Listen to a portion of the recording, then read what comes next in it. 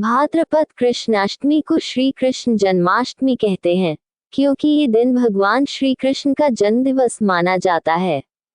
इसी तिथि की घनघोर अंधेरी आधी रात को रोहिणी नक्षत्र में मथुरा के कारागार में वसुदेव की पत्नी देवकी के गर्भ से भगवान श्री कृष्ण ने जन्म लिया था।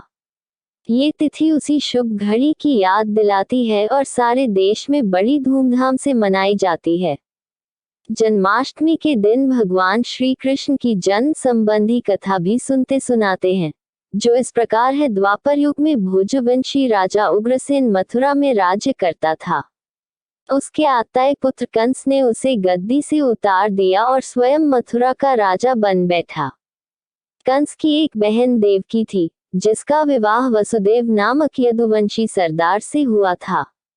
एक समय कंस अपनी बहन देवकी को उसकी ससुराल पहुंचाने जा रहा था।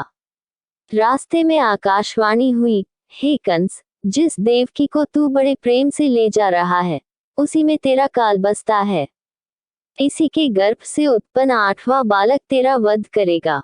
ये सुनकर कंस वसुदेव को मारने के लिए उद्यत हुआ। तब देवकी ने उससे विनयपूर्वक कहा, मेरे गर्भ से जो संतान होगी, उसे मैं तुम्हारे सामने ला दूंगी। बहनोई को मारने से क्या लाभ है। कंस ने देवकी की बात मान ली और मथुरा वापस चला आया।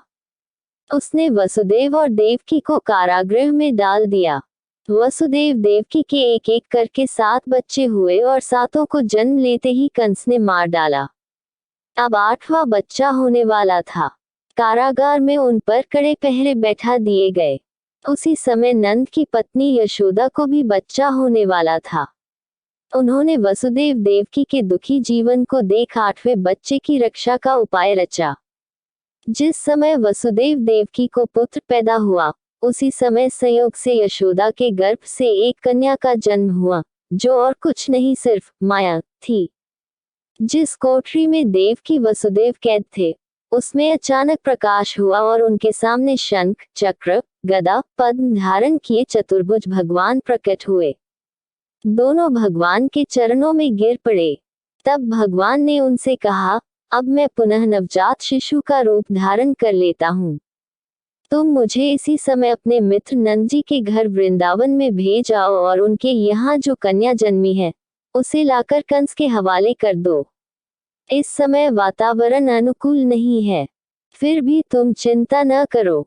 जागते हुए पहरेदार सो जाएंगे, कारागृह के फाटक अपने आप खुल जाएंगे और उफनती अथाह यमुना तुमको पार जाने का मार्ग दे देगी। उसी समय वसुदेव नवजात शिशु रूप श्री कृष्ण को सूप में रखकर कारागृह से निकल पड़े और अथाह यमुना को पार कर नंद जी के घर पहुंचे।